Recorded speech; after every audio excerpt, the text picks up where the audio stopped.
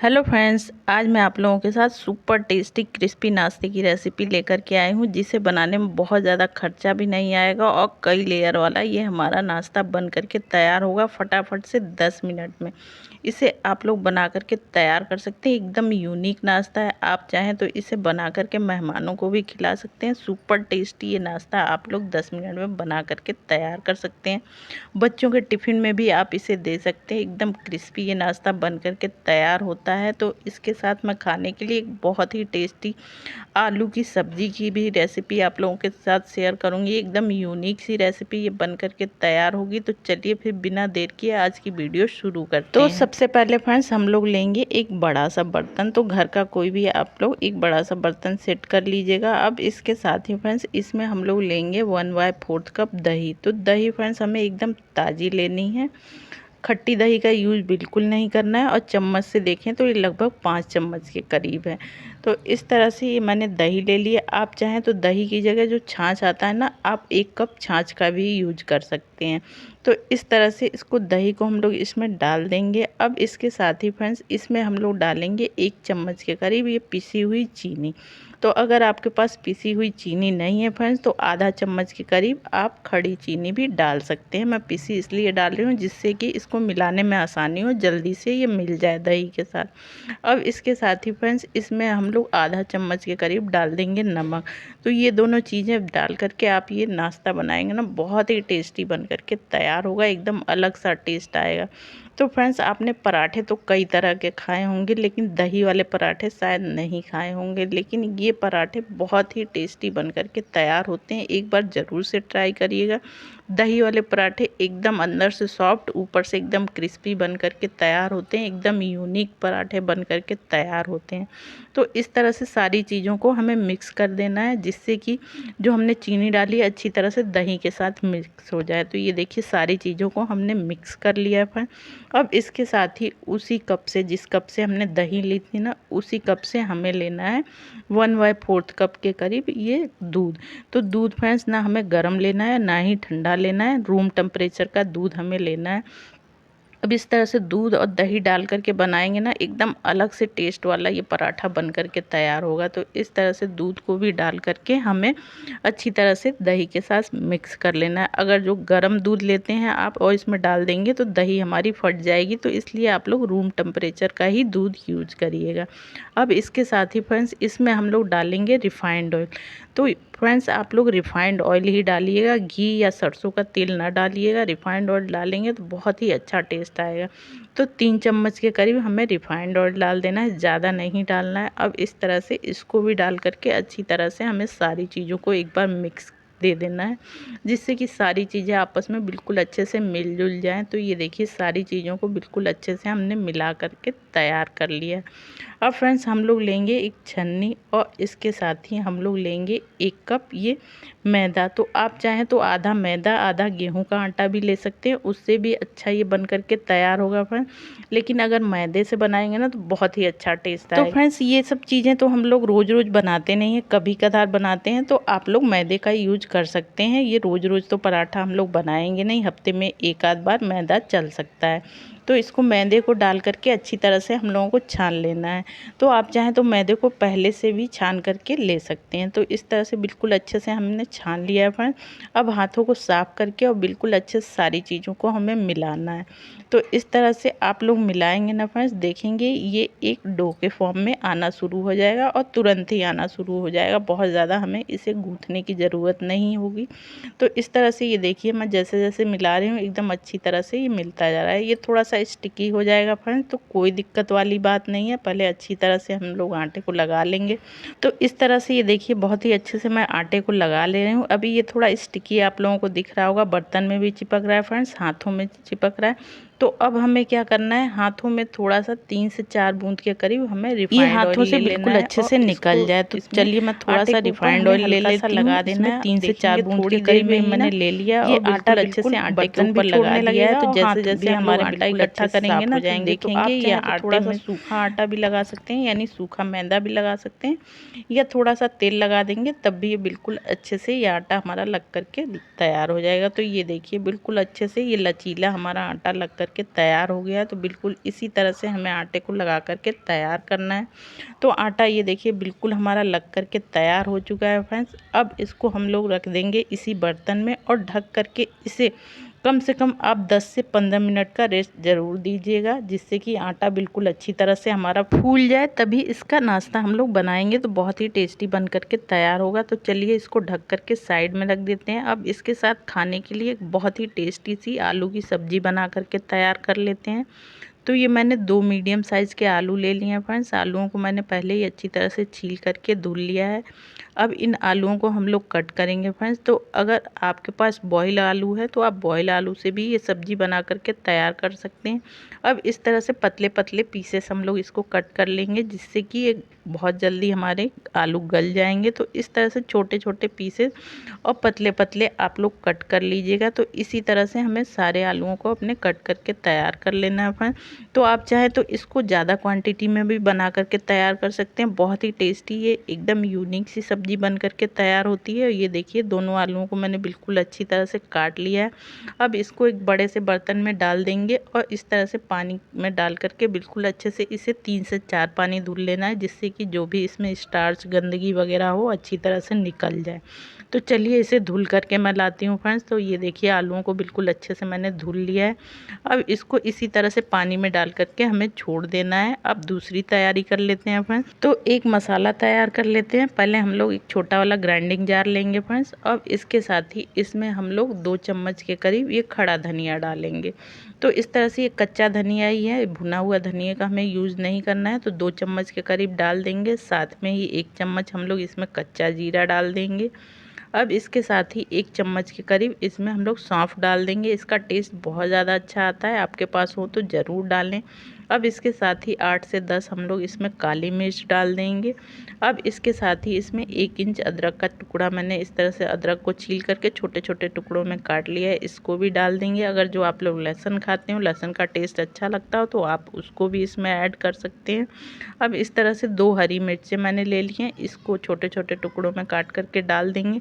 अगर आप ज़्यादा तीखा खाना चाहते हो तो मिर्च की क्वांटिटी बढ़ा सकते हैं। अब इसके साथ ही ये 15 से 20 ये मैं मूंगफली का दाना इसमें डाल दे रही हूँ। तो ये कच्चा मूंगफली का दाना है, इससे टेस्ट बहुत अच्छा आएगा। अब इस तरह से इन मसालों को हमें दरदरा पीस लेना है। तो ये देखिए हमारा मसाला बिल्कुल दरदरा पीस करके तैयार हो गया है। तो इसको एकदम फाइन पाउडर नहीं बनाना है, हमें दरदरा ही पीसना है, तो इसका टेस्ट एकदम उभर करके आएगा। तो ये देखिए कुछ इस तरह से हमें मसालों को पीस करके ले लेना है।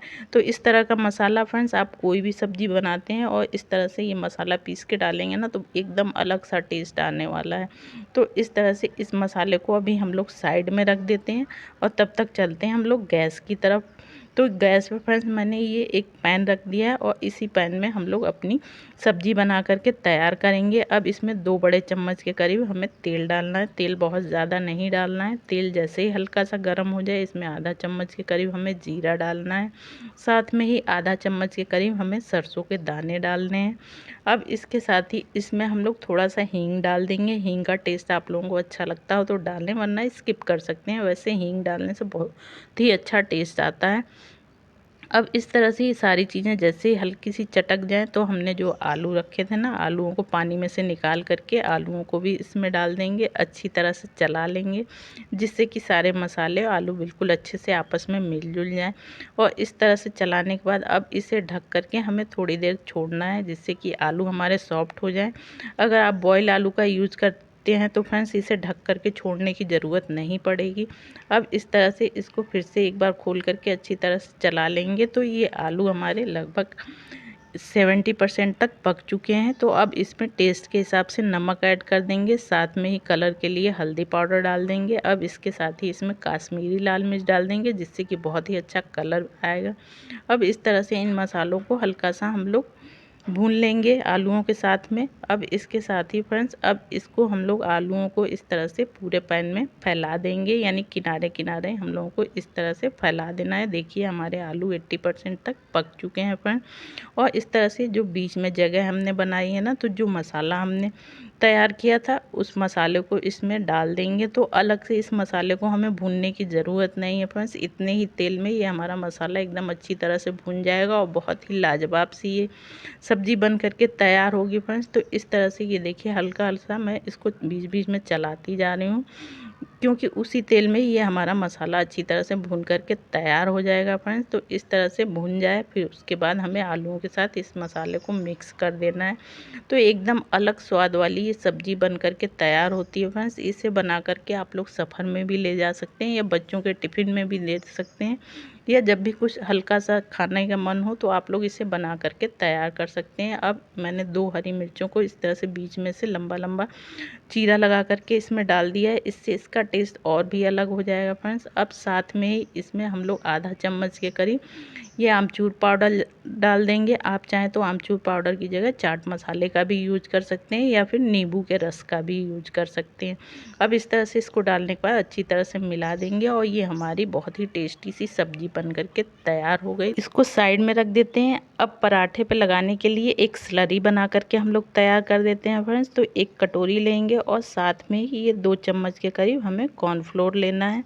तो आप चाहें तो कॉर्नफ्लोर की जगह मैदे का भी यूज कर सकते हैं। 2 ही चम्मच लेना है, बहुत ज़्यादा नहीं लेना है। अब जिस चम्मच से हमने कॉर्नफ्लोर लिया है ना, उसी चम्मच से हमें 2 चम्मच रिफाइंड ऑयल लेना है। अब इस तरह से 2 चम्मच रिफाइंड ऑयल डालने के बाद बिल्कुल अच्छे से इन दोनों चीज़ों को हम लोगों को मिक्स कर लेना है। तो आप लोग मिक्स करेंगे तो देखेंगे ये थोड़ा टाइट सा होगा, लेकिन जैसे जैसे मिक्स करते जाएंगे इसकी एक स्लरी बन करके तैयार हो जाएगी। तो ये देखिए कुछ इस तरह से हमें लम्स फ्री स्लरी बना करके तैयार करनी है। तो अभी इसको साइड में रख देते हैं। अब अपना आटा चेक कर लेते हैं जो हमने आटा लगा करके रखा था। तो ये देखिए हमारा आटा भी रेस्ट करते हुए इसे 15 मिनट हो चुके हैं, बिल्कुल अच्छे से आटा हमारा फूल चुका है। तो इसको एक बार और गूंथ लेंगे जिससे कि बिल्कुल अच्छे से आटा हमारा सारी चीज़ें इसमें मिक्स हो जाएं।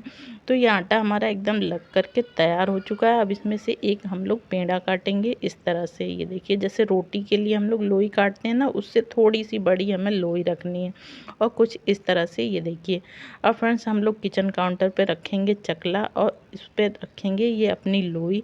और लोई को रखने के बाद फ्रेंड्स इस पर थोड़ा सा सूखा आटा डस्ट करेंगे, या फिर आप चाहें तो तेल से भी ये रोटी बेल करके तैयार कर सकते हैं। तो मैं इसके ऊपर थोड़ा सा सूखा आटा डस्ट कर रही हूँ, कुछ इस तरह से हाथों से थोड़ा सा दबा देंगे जिससे कि ये लोई थोड़ी बड़ी हो जाए।